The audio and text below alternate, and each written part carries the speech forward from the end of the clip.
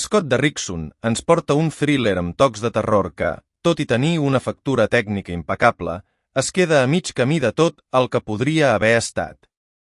La pel·lícula té idees atractives, però cap d'elles arriba a desenvolupar-se completament.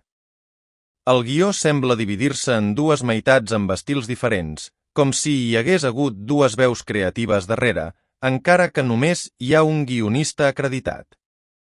Això no causa incoherències argumentals, però sí una diferenciació en el ritme i l'enfocament de la història que pot descol·locar l'espectador.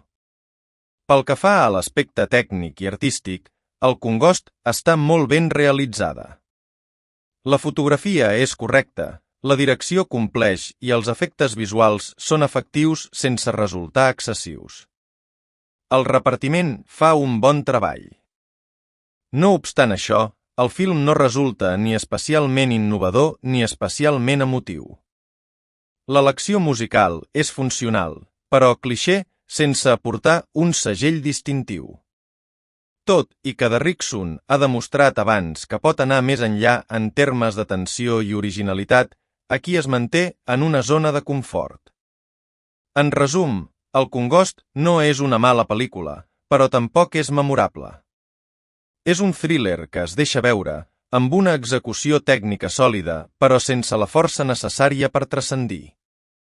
Perfecte per una tarda entretinguda, però lluny de ser una obra destacable.